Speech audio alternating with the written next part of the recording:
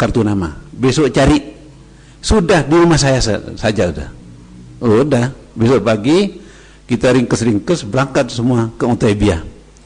Nyampe di sana lihat orang ada ngapalkan tafsir Jalalain, ada ngapalkan hadis, ada ngapalkan itu macam-macam. Setelah itu qasidah. Setelah qasidah lalu beliau bilang, ada yang bisa qasidah? Ada. Itu Ahmad Said Abdun dengan Idrus qasidah. Senang ya Abu ya. Mulai itu terjalin hubungan dengan Abu ya. Tapi saat itu kita tetap sekolah karena udah diterima di Jamiah. Dapat 7 bulan ikut ulangan, lulus semua. 3 orang. Beliau ini yang lulus, Said Muhammad bin Idrus Al-Haddad lulus, saya lulus.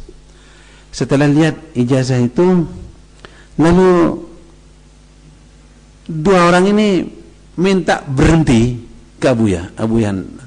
Saya dah usah jami'an sudah. Tidak tahu ini katanya Abu ya bilang itu Ihya sudah lebih dulu dari kamu. Dia bilang katanya istikharah pakai Quran. Ya apa itu istikharah pakai Quran itu? Maaf ya, mau nostalgia saya. Karena kalau ketemu itu dalam hati ini banyak mau ngomong. Apa istikharahnya itu? Istikharah dulu waktu mau berhenti dari jamiah. Ceritanya banyak. Walhasil semuanya berhenti. Jadi 9 orang itu termasuk Ar-Ra'ilul Awal, pembuka pertama. Ditambah lagi Kiai Nasruddin dari mana itu? Senori. Satunya lagi Salahuddin ya, sama Ali Akbar. Itu pembuka pondok di Utaibiyah. Pada saat itu Abu yang masih belum seperti akhir-akhir ini. Saya 3 bulan, maaf, tidak buang air besar, karena yang dimakan setiap hari rotinya orang yang sudah tidak dimakan, yang sudah dibuang itu kita ambil, kita masak, kita kasih gula, kita kasih garam sedikit, itu yang kita makan setiap hari. Lalu ada teman-teman mukimin akhirnya tahu kita ada di sana, kita dikirimin pronas itu makanan jamaah haji saat itu. Abu masih belum ngasih uang saat itu. Ya itu dari Madinah itu yang bantu kita dikirimin sopluken. Untuk anak nasi itu apa namanya? Dandang. Ya pokoknya alat-alat dapur lah dikasih. Ya mereka itu urunan. Ya Hadibah Sultanah, ya Ahmad Baraja, Sayyid Agil Munawar, Sayyid Alawi Al-Kaf yang sekarang jadi mufti Johor. Ada 7 orang itu yang peduli terhadap kita. Setiap bulan datang ke Mekah, kadang-kadang 10 hari sekali kita dikasih uang. Akhirnya rupanya Abu ya mulai tidak boleh nerima uang dari orang. Abu ya yang ngasih akhirnya. Mereka berhenti ngasih kita. Itu perjalanan kita dalam menuntut ilmu sampai ke Mekah.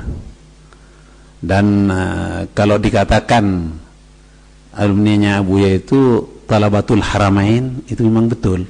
Makanya ma'had ini dinamakan Nurul Haramain, karena paling tidak setiap tahun 3 bulan kita di Madinah, dan kadang-kadang lebih dari 3 bulan kita belajar di sana.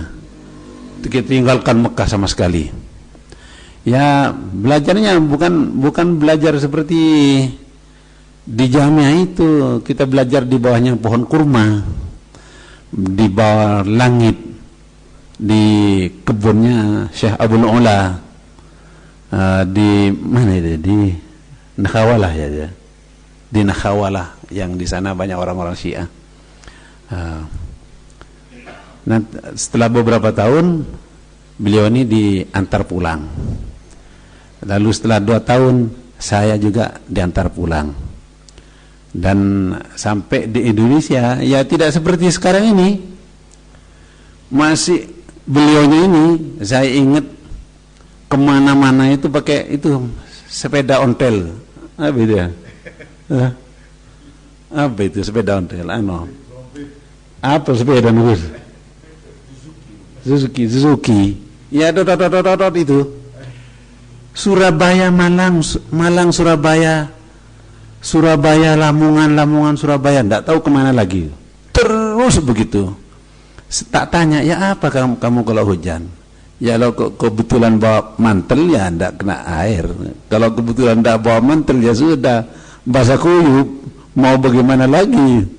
Itu bertahun-tahun saya lihat. Bertahun-tahun saya lihat. Baru tahun berapa ini? 87 Abuya datang ke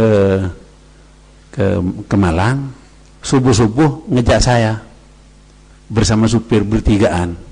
Berhenti di musalla apa itu ya? Sabilillah itu ya. Di sini. Musalla Sabilillah, beliau tidur sampai ngorok. Setelah itu bangun, lalu duduk di sini. Ya bertigaan dengan supir itu, minum gahwa, minum syai. Setelah itu terus bilang ke saya, ambil batu Abdul Muiz, ambil batu. Kamu lempar tuh ke timur, sakuatnya kamu. Saya lempar ke timur, tidak tahu sampai di mana, lupa saya itu.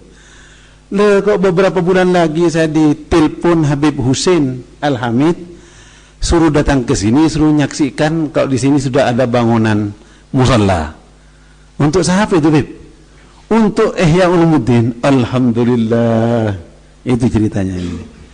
Jadi Abu ini nyuruh saya melempar batu. Jadi apa namanya, kerjasama antara Nurul Haramain dengan Ma'had Said Muhammad bin Ali Al-Maliki itu sangat diperlukan itu dalam hal apa saja sudah, dalam hal apa saja. Ya selama ini kerjasama kita itu hanya antar pengasuh dengan pengasuh. Nah, sekarang ini kita kembangkan, kita perluas kepada alumni, sama-sama alumni. Apa yang baik di sini kita bawa ke Bondowoso. Apa yang baik dari Bondowoso biar dibawa ke sini. Paling tidak dengan adanya kerjasama itu kita memperkokoh ukhuwah Islamiyah, sama-sama alumni Abuya Al-Habib Sayyid Muhammad bin Alwi Al-Maliki. Saya masih ingat waktu di Mekah, subuh-subuh setelah wiritan berduaan dengan saya, bawa tas. Itu masih ada di fotonya itu. Setiap pagi beli samuli dengan halawah syamiyah, dipikul. Ya, pada saat itu kita tidak membayangkan, yang penting apa kewajiban kita lakukan dengan sebaik-baiknya. Mulai dari khidmah kepada guru, khidmah kepada pesantren, khidmah kepada ilmu, sampai khidmah kepada sesama santri. Beliau ini sampai marah-marah, jangan kamu terus yang nyuci talam, saya sudah bagi-bagi, sekarang ini bagiannya marah sama saya. Karena setiap ada Maulid Nabi yang bersihkan talamnya itu saya ikut. Bahkan anak-anak yang mau cuci baju itu tidak dicuci sendiri, saya dianggap mesin cuci sama teman-teman itu. Ini beliau juga marah, kamu jangan mau terus gitu, kamu kan mau belajar juga. Marah. Tapi ya memang harus seperti itulah yang kita lakukan. Maka sering kita dengarkan dari beliau bahwa barokah itu bukan karena ilmunya banyak, barokah itu karena khidmah yang ikhlas lillahi ta'ala. Khidmah kepada gurunya, khidmah kepada pondoknya, khidmah kepada ilmunya, khidmah kepada sesama. Kalau beliau ini jangan ditanya, walaupun